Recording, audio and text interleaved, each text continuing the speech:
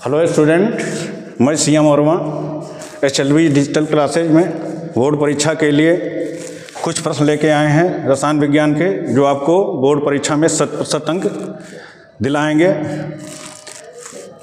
जिसमें पहला क्वेश्चन है, निम्नलिखित में से कौन सा लिगेंड कीलेट बनाता है? पहला ऑप्शन है एसीटेट, दूसरा है ऑक्जिलेट, तीसरा है साइनाइड और चौथा है अमोनिया। इसमें आपका ऑप्शन बी सही है, ऑक्सलेट आयन।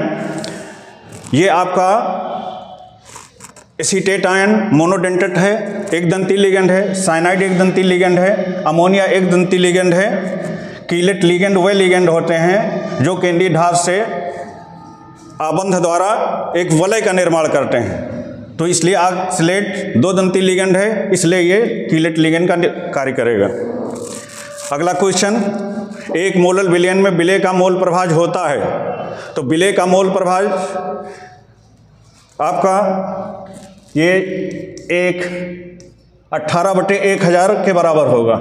18/1000 इसको आप हल करेंगे तो आपका ये 0.0018, 4 अंक बाद 0.3 अंक बाद लगेगा। 0.018 जितने शून्य होते हैं उतने भाग दशमलव लगता है, तो 810 3 अंक हो गए, 3 जीरो थे, तो आपका ऑप्शन बी सही होगा।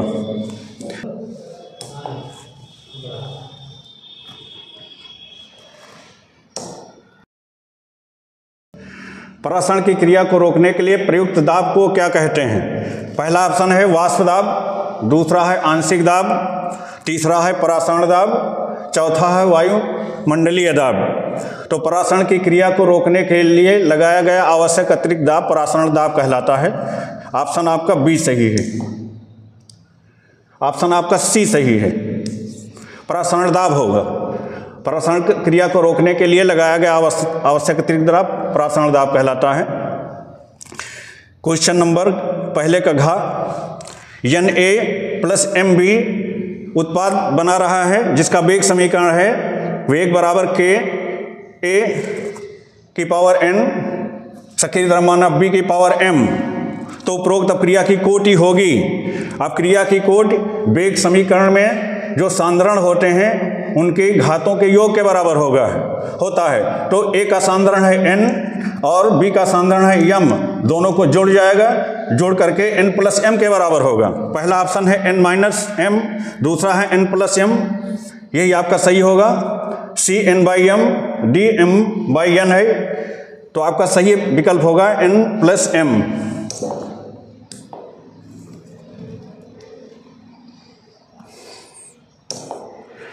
निम्नलिखित में पिक्रिक अम्ल है। अब पिक्रिक अम्ल क्या होता है? पिक्रिक अम्ल आपका होता है,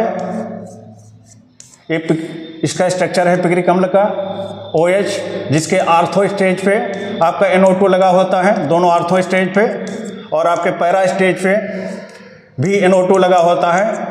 तो इसका नाम होता है, इसकी नंबरिंग करते हैं तो 1 2 3 4 5 6, 2 4 6 पे हमारा नाइट्रो समूह लगा है, तो होगा 2 4 6, 3 के लिए हो जाता है ट्राई, तो 2 4 6 ट्राई नाइट्रोफिनाल।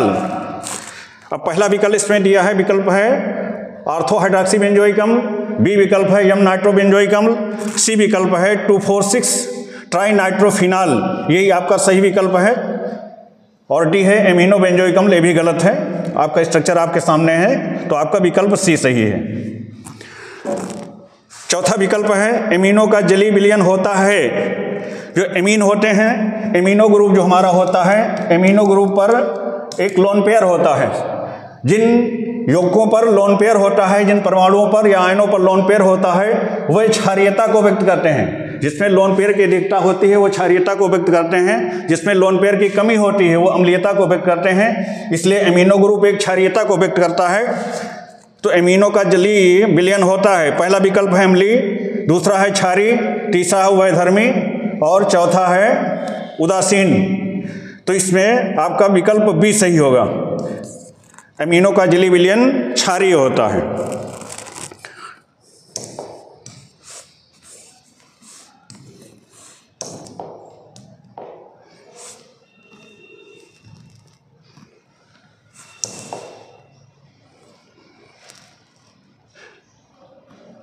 अगला क्वेश्चन है 24 डिग्री सेंटीग्रेड पर एक शर्करा विलयन का परासरण दाब 2.5 वायुमंडल है। विलयन की सांद्रता ग्राम मोल प्रति लीटर में ज्ञात कीजिए। तो परासरण दाब, इसके लिए आपका टेम्परेचर 24 डिग्री है, 24 में 273 जोड़ जाएगा तो ये हो जाएगा, ये 24 डिग्री है तो हो जाएगा 437 केल्विन।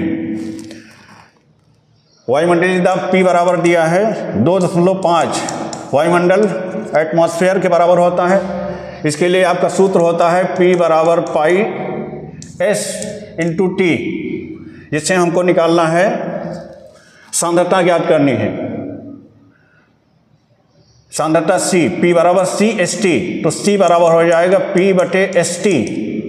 अब P आपका दिया है 2.5, S दिया नहीं है, ये विलियन कांस्टेंट होता है। विलियन कांस्टेंट S बराबर होता है 0.0821।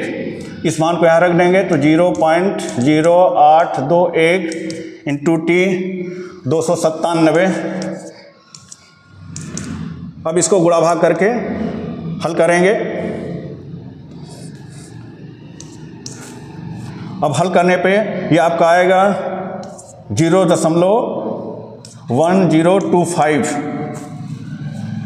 मोल प्रति लीटर।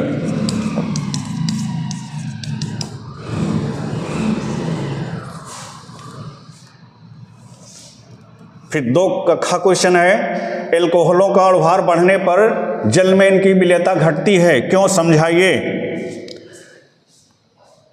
जो अल्कोहलों का अणुभार बढ़ने पर जल में इनकी विलेयता घटती है। अल्कोहल हमारा सामान्य सूत्र होता है ROH। अगर हमारा एल्किल समूह बढ़ता है तो एल्किल समूह हमारा जल विरोधी समूह होता है। OH समूह हमारा जल स्नेही समूह होता है। जल विरोधी समूह बढ़ने से OH समूह का प्रभाव कम होता जाता है, जिससे विलेयता घटने लगती है। इसलिए R एल्किल समूह बढ़ने से एल्कोहल के अणुभार बढ़ने लगते हैं और OH का प्रभाव कम होने लगता है। इसलिए एल्कोहलों में का अणुभार बढ़ने से उनकी विलेयता घटने लगती है। अगला क्वेश्चन है, ईथर पर क्लोरीन की अपक्रिया निरूपित कीजिए। ईथर पर, ये ईथर लिखा है, थोड़ा गलत है। ईथर पर क्लोरीन की अपक्रिया निरूपित कीजिए। अब क्लोरीन की ईथर पर जो हैलोजन है वो 2 प्रकार से क्रिया करते हैं। पहला प्रकार होता है जब ईथर की क्रिया अंधेरे में होती है। ईथर हमारा होता है CH3 CH2O CH2 CH3। अगर इस पर कोई हैलोजन क्रिया कर रहा है तो हैलोजन क्रिया कैसे करता है, जब क्रिया हमारी अंधेरे में होती है, सूर्य के प्रकाश की अनुपस्थिति में होती है, तो जो अल्फा पोजीशन पे कार्बन होते हैं, अल्फा डैश पे, उनके हाइड्रोजन पहले रिमूव होते हैं और उनकी जगह हमारा हाइड्रोजन परमाणु आकर के जुड़ जाता है। अब जब ये क्रिया होगी,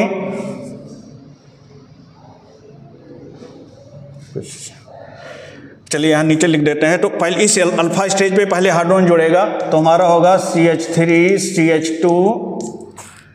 अब यहाँ का एक H रिमूव हो जाएगा और इसकी जगह हमारा एक हाइड्रोजन लग जाएगा। अगला होगा O, फिर होगा CH2 और फिर होगा CH3। अगले स्टेप में फिर क्रिया होती है, फिर हाइड्रोजन क्रिया करता है, तो फिर अगले स्टेज का यहाँ का हाइड्रोजन हटता है, वहाँ हाइड्रोजन जोड़ता है, तो हमारा हो जाता है CH3 CH2 CH हाइड्रोजन, फिर O, फिर CH और यहाँ पर हाइड्रोजन लग जाता है और यहाँ पर CH3 ग्रुप आ जाता है। कहने का मतलब ये है कि हाइड्रोजन अल्फा स्टेज के परमाणुओं को एक एक करके रिमूव करता जाता है। उसके बाद बीटा स्टेज के जो परमाणु होते हैं वो रिमूव होते हैं। तो 2 स्टेप में अक्रिया हम दिखाते हैं तो हमारा अक्रिया पूर्ण मान ली जाती है। दूसरी, ईथर की अपक्रिया सूर्य के प्रकाश में कराई जाती है। अब इसके लिए यहाँ पर आपको बता देते हैं, ईथर हमारा होता है C2H5O C2H5 की क्रिया अगर हम हाइड्रोजन से कराते हैं सूर्य के प्रकाश में, तो सूर्य की उपस्थिति में जब कराते हैं तो इसके जितने हाइड्रोजन होते हैं सब एक साथ पूरे रिमूव हो जाते हैं, हट जाते हैं। इसलिए हमको यहाँ पर 10x2 लेना पड़ेगा। तो हमारा ये हो जाएगा सीधे C, 5 H रिमूव हो करके 5x2 हो जाएगा, फिर O, फिर C2, फिर 5 H रिमूव हो जाएंगे, उसकी जगह फिर X आ जाएगा। और ये 10H निकले हैं वो हाइड्रोजन से जुड़ करके 10HX बना लेते हैं। तो इस तरह से ये हमारी सूर्य के प्रकाश में अब क्रिया होती है। तो ईथर की क्लोरीन से क्रिया X की जगह हम Cl लिख करके इसी प्रकार दिखा सकते हैं।